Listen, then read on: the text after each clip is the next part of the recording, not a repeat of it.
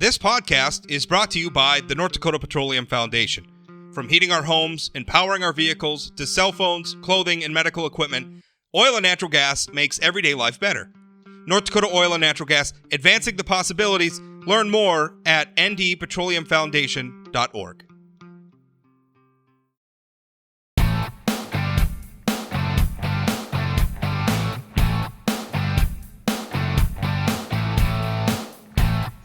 Welcome to Plain Talk Live. I am your host, Rob Port, and we're going to talk a little bit about Line 3 and pipeline politics. Because right now, probably the most high-profile manifestation of pipeline politics is the Line 3 Enbridge's Line 3 replacement project in Minnesota that's currently being vigorously protested by people who have trained. And it's an interesting phenomena because unlike maybe your usual sort of protests, which can be very spontaneous, very driven, I think, by volunteers, the pipeline protests are not. These things are well planned, well orchestrated. The groups that organize them have professional public relations shops. They have attorneys. They have legal counsel on hand, and it has almost become so cliche. And Jay, of course, since it's Monday, we haven't done it in a couple of weeks, but since it is Monday, Jay Thomas from the Jay Thomas Show on WDAY AM970 in Fargo, which you can listen to every weekday 2 to 5 p.m., joins me. And Jay, the Line 3 protest isn't getting quite as much attention as the Dakota Access protest did, and maybe that's just because they haven't become as violent as the Dakota Access protests did. But it's interesting to watch these things because you were very involved, as I was, in covering the Dakota Access protests. And the interesting thing about that was how organized. I mean, to me, that was one of the most important aspects of that story, was just how much of the protests were concocted, were orchestrated to produce a very specific type of media coverage. I think that's endlessly fascinating, and it's happening in Minnesota with Line 3 again. Yeah, the DAPL, I was out there for it. They did my show. And yeah, you're right. I mean, the organization that was unbelievable. You know, I remember riding out there on a Sunday to get set up to do my show on a Monday, and the stream of cars down I-94 out-of-state plates, it was unbelievable. You know, I sat back here and watched it and followed it on the news, but to be out there and actually see how organized they were, it was unbelievable. Now, in this case, you don't have that same organization. The fact, too, that U.S. Customs and Border comes in and they roto-wash the protesters, that helps keep it down, too. And by the way, I'm not complaining. I love it. I thought that was hilarious. And when law enforcement, it was the Northern Lights Task Force, it's a group of Northern Minnesota County Sheriffs, they got together and said, hey, man, we need some help up here. And so CBP, they come up there and they come in to help, and they end up roto-washing all these protesters that are chained to equipment. They're typical, what they typically do. Well, let's be. The response from the sheriff was, yeah, we just, we didn't realize, how dry it was. It was going to cause these problems. Oh, come on, dude. You knew it was dry. There was dirt. You know what that helicopter was going to do. I love it. I absolutely love it. Do stupid things, win stupid prizes. Well, and let's be clear about what those protesters were doing. These were not people who were lined up along the street legally protesting. These are people who had broken into a pump station, chained themselves to equipment.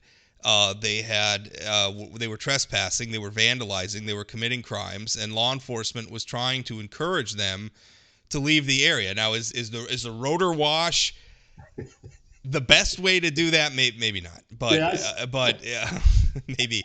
But what bothers me is just how much latitude these protesters get. One thing that didn't get much reported, I wrote a column about it last week, is the contractors at that pump station, right? Because they're building one of the pump stations, or they're redoing one of the pumps, because this is an existing pipeline, to be clear. Yeah, they're replacing an old pipeline.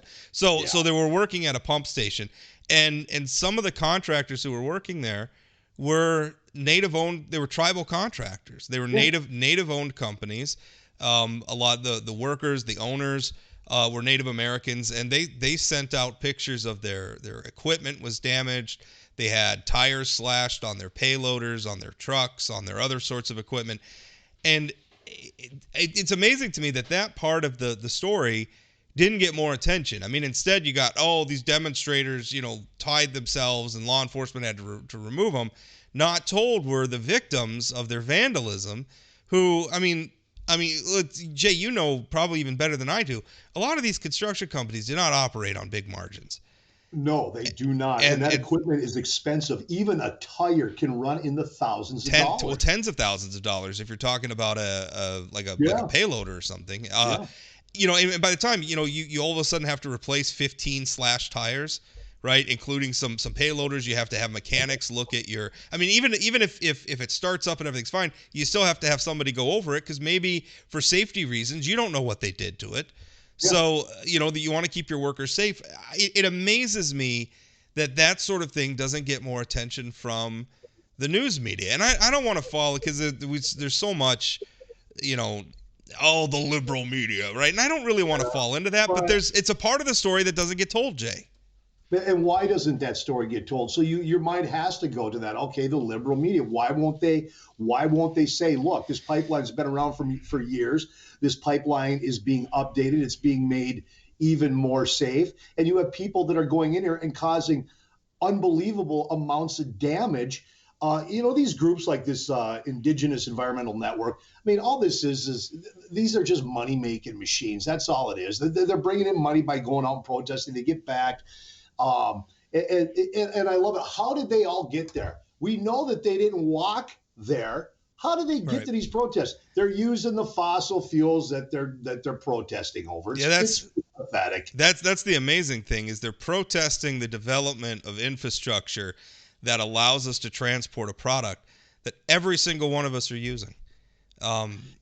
There's no good alternative to oil, right? It's not like there's just some alternative waiting in the wings that we could all just switch to and buy different vehicles. That's not available. We're going to be using oil for decades to come.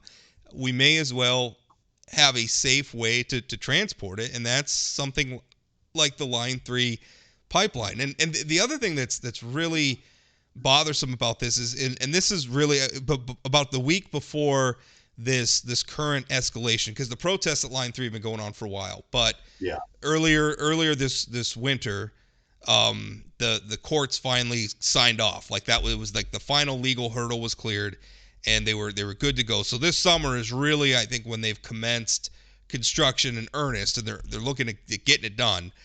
And that's when the protests have amped up.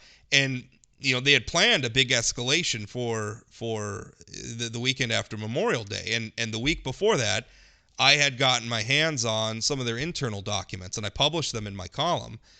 And it's amazing, Jay, because they're promising, they use a lot of euphemisms. So instead of saying you're going to commit illegal activity and get yourself arrested, they call it direct action. And then, but this group is promising, this is how you do it. If you don't want to be arrested, if you don't want to be arrested, be over here. If you do want to be arrested, be over here. There's promises where, here's the phone number to call. You'll have cheap or even free legal counsel. They were even promising to pay for clothes for these people to wear to court if they got arrested. How is that not an organized criminal enterprise, right? Like you're organizing people specifically to get arrested. It is. That's exactly what it is. And this won't stop as long as you have organizations or groups out there that are willing to put up the funds to get folks out of jail, to pay for their legal fees or their clothing and their food. And you have to start having these courts, the court system. They got to start really cracking down and sending a message. Look, I've always said this. I'm all about a good protest. I don't think I've ever protested anything, but I'm all about it. That's what makes America great. Until you cross that line and you start breaking the law, you start vandalizing property, you start hurting people, then there's a problem. But as long as you have these groups of people that are willing to fund this stuff, you're going to see this continue. And it's going to have to take some courts to put the hammer down and say, you know what? You're riding a full boat on this. I'm not giving you a time served. And I'm not giving you a slap on the wrist. I've been really upset, Rob. And this is completely off topic, but this goes back to the whole court thing. You got to start sending a message that we won't tolerate this. This young gal, this 14-year-old girl that was brutally murdered in Fargo in broad daylight. This Arthur Coley that did it. You look at his criminal record and the court system, the Department of Corrections, they let her, the family, and the community down. You look at the punishment that this guy's gotten for his past crimes. He should have never been on the street. And you know what? You just saw the numbers came out last week for North Dakota. I mean, look, violent crimes on the rise. Minot, you had 7 murders in 2020. Yeah, I don't know how many murders we're going to have here in 2021. Minot led the state. Back to these courts, these judges will not put the hammer down. It's you're right. Minot led the charge, but some of North Dakota we get victimized a little bit because we don't have a lot of murders to begin with. So you have Correct.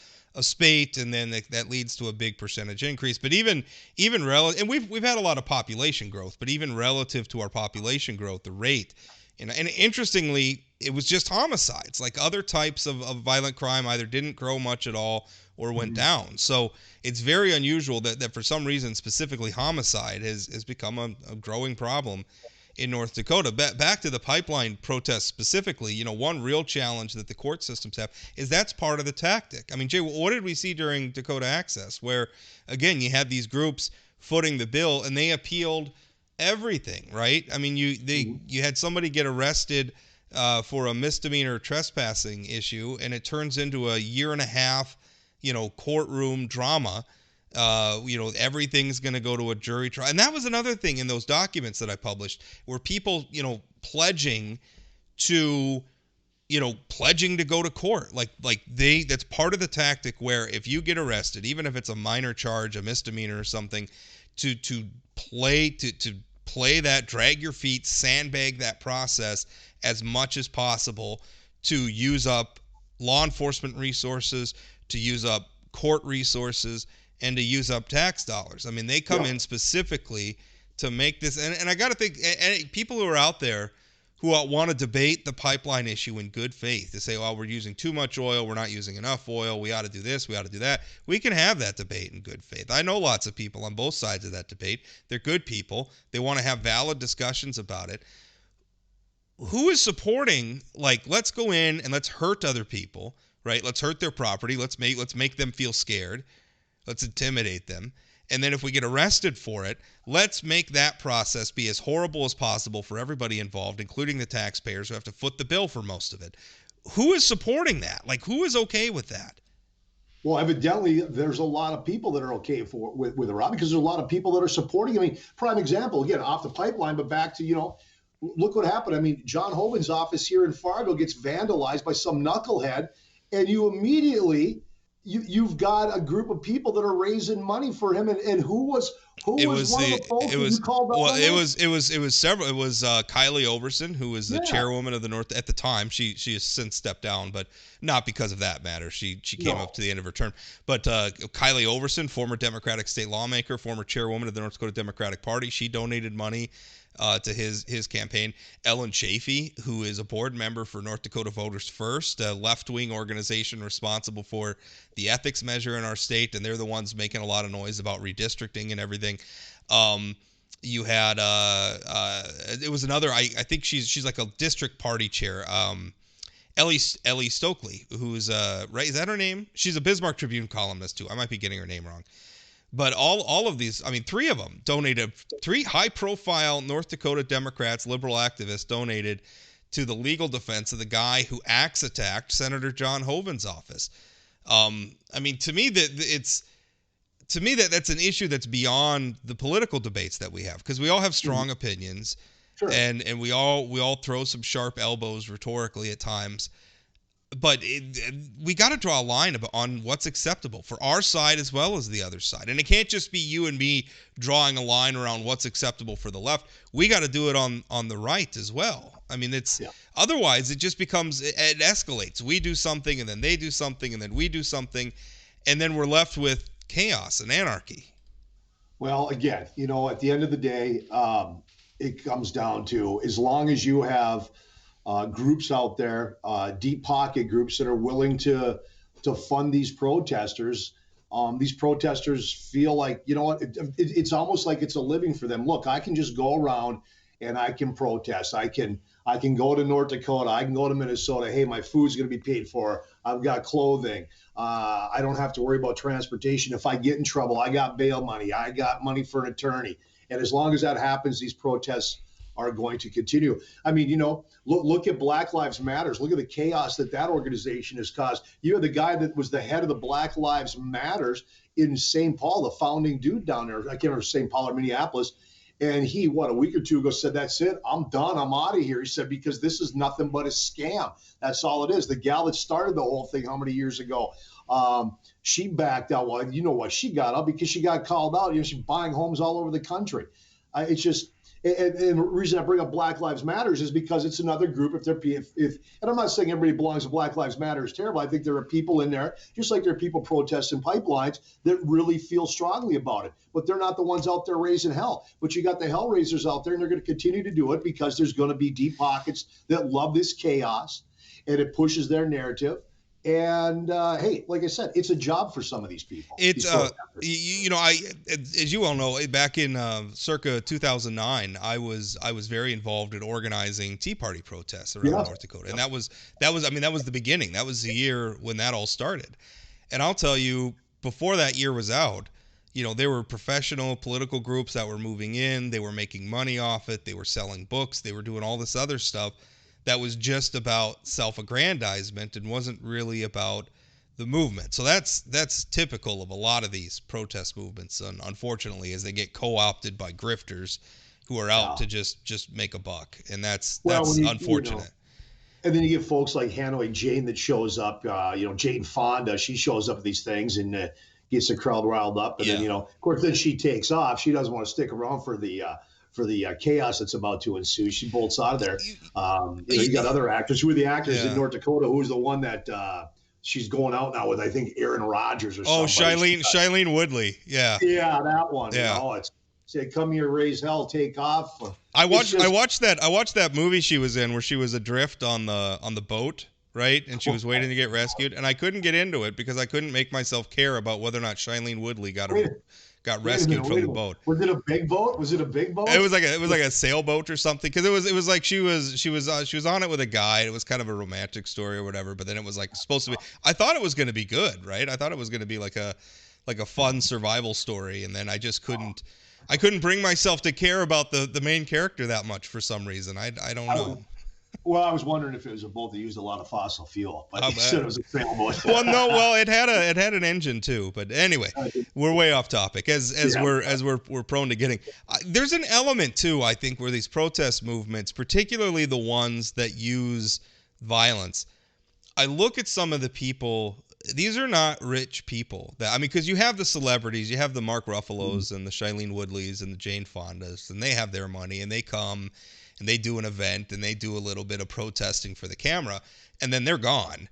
The people who stick around and get arrested, you almost see them. I feel sorry for them in a way. They're sheep, right? Because I think that they get used as cannon fodder, right? Even after the protest dies down, who's the one who's now got the criminal record, right? Yeah. Who's the one who's all over their face is all over social media, taking a hammer to something or shouting horrible things or whatever. They're the ones who have to live with the consequences of these things. In a way, and it's not up to me, I guess, to speak for them, but I look at it as like, boy, I feel like a lot of you, because a lot of it's young people.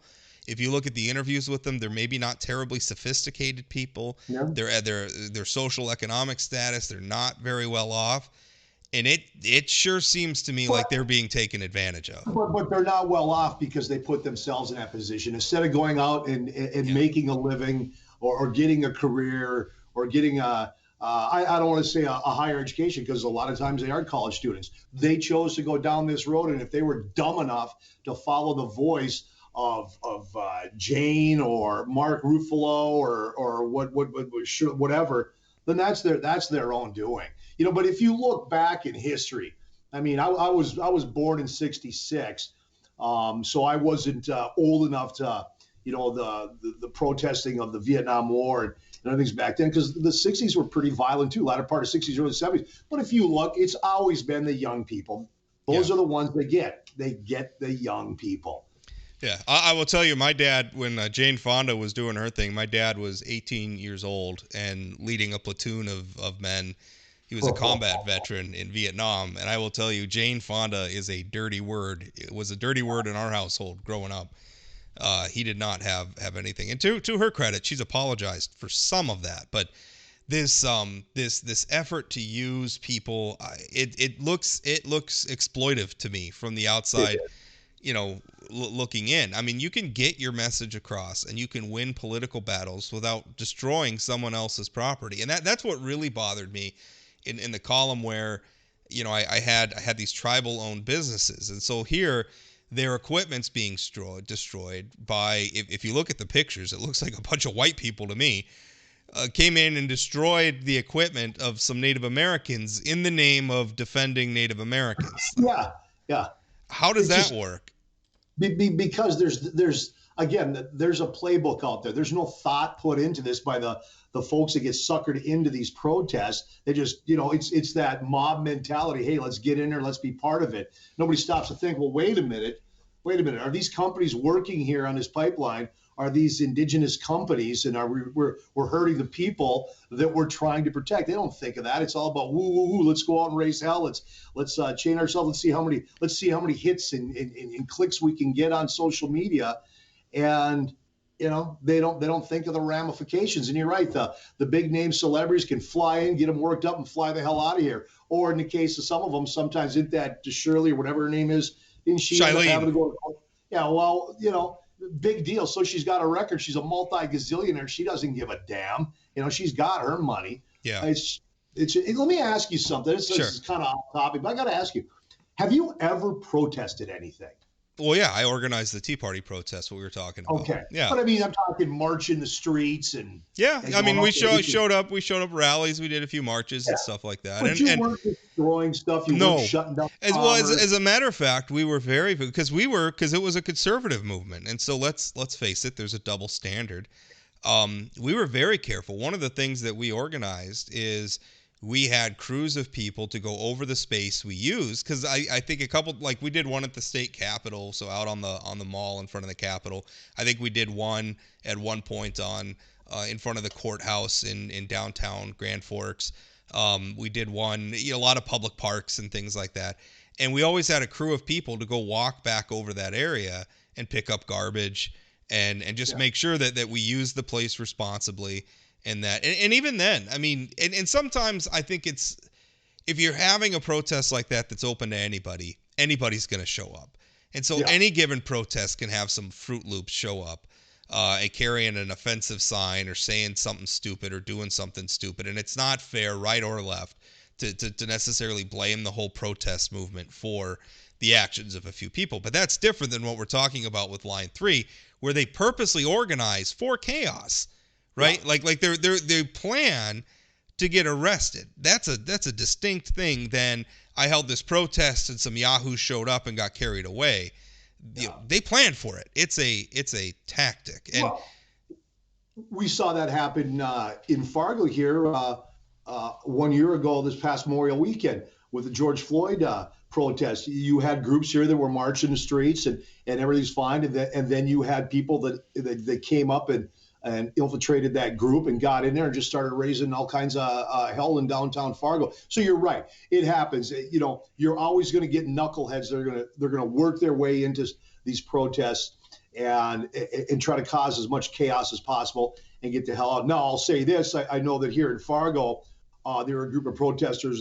They're calling on Wells Fargo. They want Wells to cut ties with Enbridge Energy.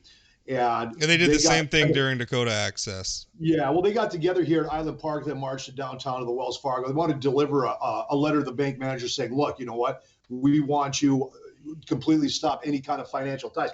And look, you know what? Fine, great. You didn't break the law. You didn't ruin anything.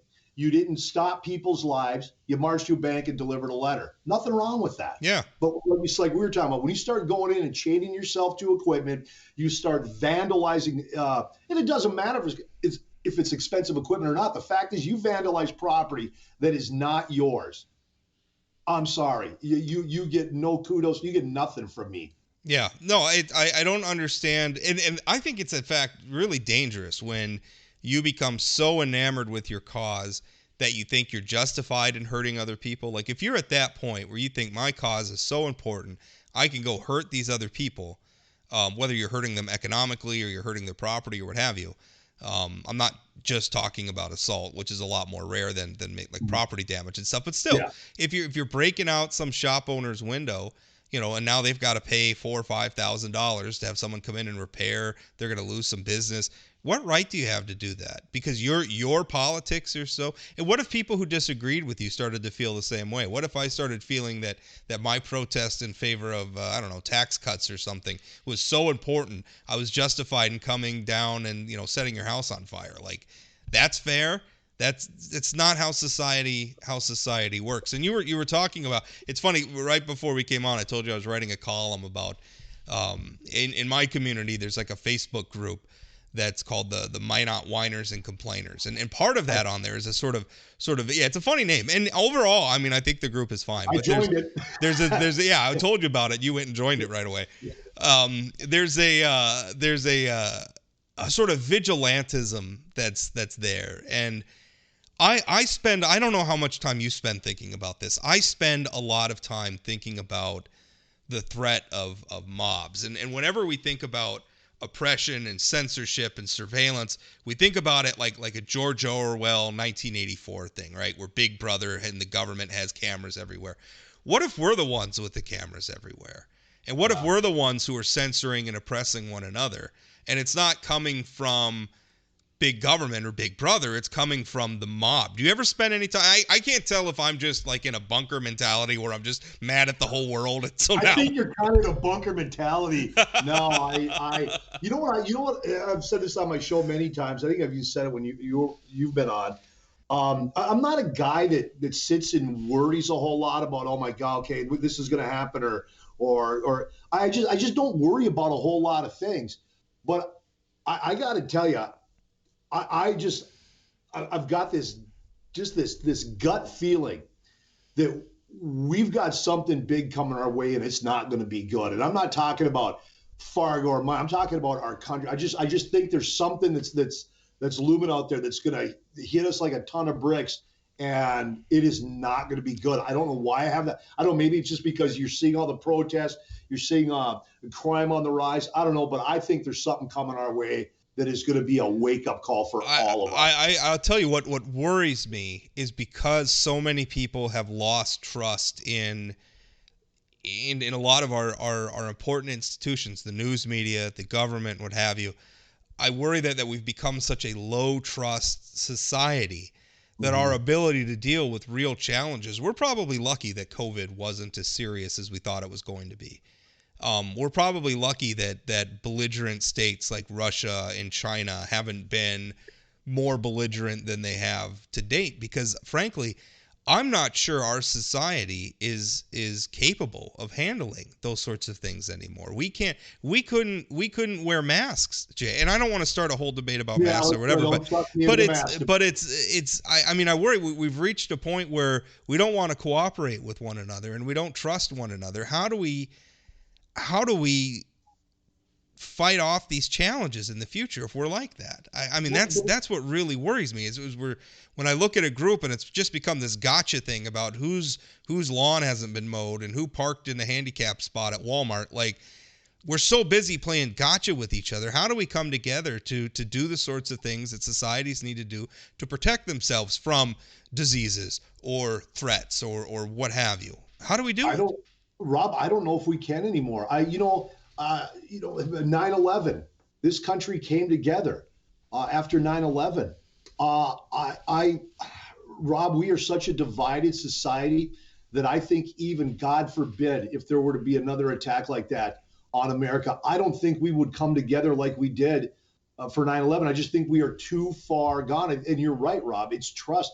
I think trust there's no trust in the government anymore. Well, I should say none, but virtually none anymore. You can't trust the government. There's no trust in the media anymore. And you and I are both in the media. There's no trust in that. It's hard to sometimes even trust your neighbor in some cases. Not saying that's personal experience, but that's where we're at. And again, I think something big's coming, and I don't even think that that's going to bring us together as a country, because we've divided ourselves so.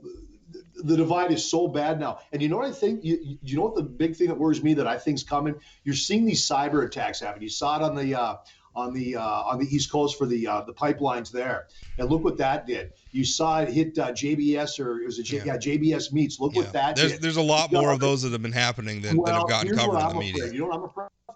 I'm afraid they're going to hit our electrical grid in this country. Can you imagine if they shut down? If they can get in there, I mean, if they can get in there and shut down a major pipeline, they can get in there and shut down. Plus, they've shut down many other things that we just haven't heard about. I gotta believe they've got the capability getting into our electrical grid in this country, which is so outdated in most cases. Well, can you imagine you shutting down the electrical in these big cities in this country? What that would do? And I think what they're doing is a tactic, right? And we need to wrap this up, and we'll carry on this very lighthearted conversation we're having later this afternoon at 2. But I think it's a tactic, Jay. I think the people who want to sow chaos in the United States know that maybe the best way to do that is to get Americans, right? Fat, happy Americans who for generations, we haven't, not in the homeland anyway, haven't really been touched by war with the possible exception of 9/11. I mean, for the most part, we live very placid, very peaceful lives, very prosperous lives overall.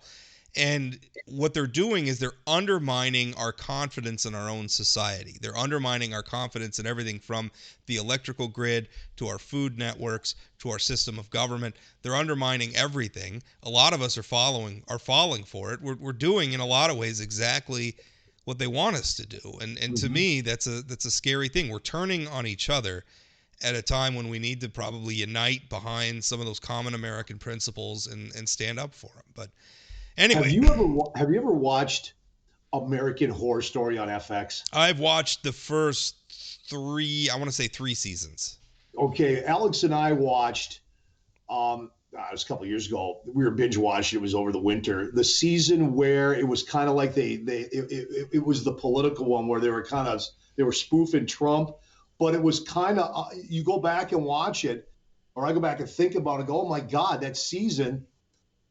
That's what's happening right now. It's how just a small group of people started getting Americans to turn on each other, right, with little white lies and doing little things here and there. And you just watch it as that season progresses. You're like, holy smokes, look what's happening. But now you look back on it and go, man, that was pretty accurate as to what we're seeing happening now. Well, it's one of the reasons why, and I think a lot of my conservative friends have looked on with me with frustration, but it's one of the reasons why I have been so opposed to Donald Trump, because I think that's Trumpism. I think he's not the only practitioner, but he is a big one.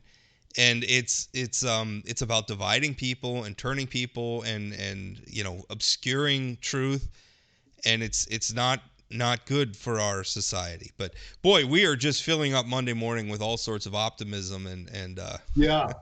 Wow. How was your weekend?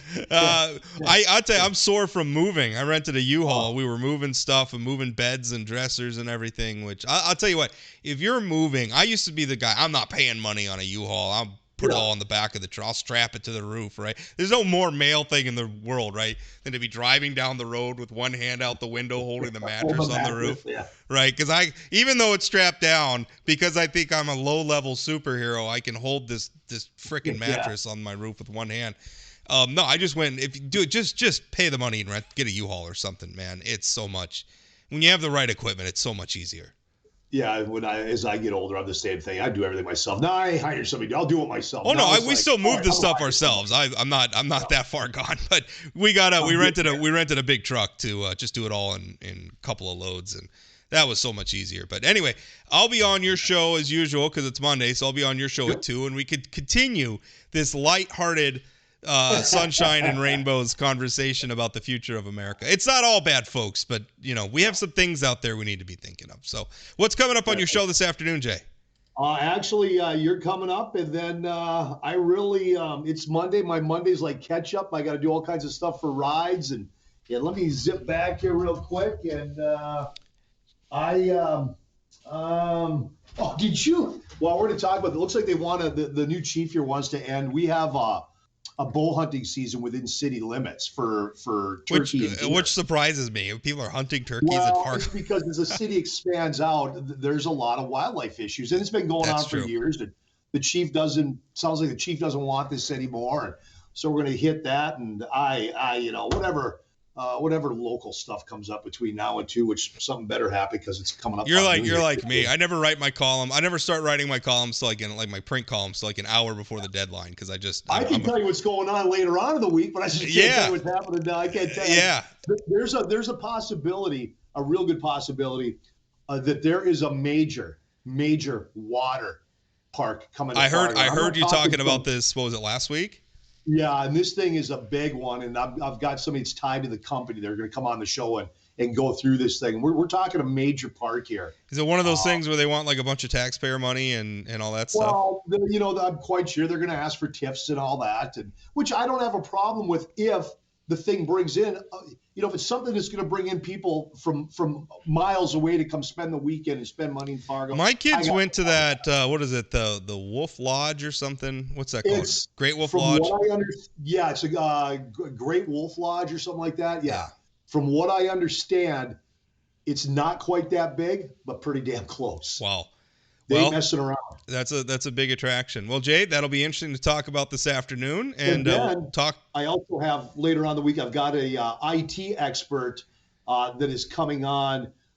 He is an IT expert. He's the head honcho with, I believe it's with NDSU, cybersecurity. State of North Dakota cybersecurity guy. And he's going to talk about what we were just talking about, these cyber attacks. Yeah. Well, you think about it, like how convenient. I mean, when we went camping the other day, I booked like my camping reservation, my tent site online, right? It's so convenient. Like, why you do that stuff all the time? You think about, I mean, of course the government they do all these things online to make it convenient for us, and that makes them a big target for these cyber attacks. Hey, the other thing, have you been paying attention to what's going on in the state investment board? This stuff with their investment manager, and it turns out that their investment manager, like all the companies that they've recommended to manage the money in the legacy fund, has also paid the consultant. You've been following Patrick Springer. I've had a couple of columns about it. That's a story I think people got to be talking about too. Is this where they want to hire a company out of Chicago or something? Well, they did hire a company, they started the legislature passed that in-state investment program and so it's a great idea. There's a consultant that works, and they hire the money managers they've hired a consultant to hire other consultants, if you could believe that, for the legacy fund. And then it just turns out that like most of the consultants that the main consultant, Callan, has recommended have also paid Callan to attend seminars and stuff. There's a lot going on. People need to pay attention to that issue. The Forum had an editorial about it over the week, and I know it's a little dry, but there's stuff going on that people need to be paying attention to there, because we're talking about billions and billions of our dollars that are being managed in ways that I don't think are necessarily to the benefit to the maximum benefit of North Dakotans, as was intended. So that's interesting stuff. Well, we'll wrap it up there, Jay. Thanks for your time, and we'll talk to you this afternoon. All right, buddy. I'll talk to you at 2:05. Thanks, Rob.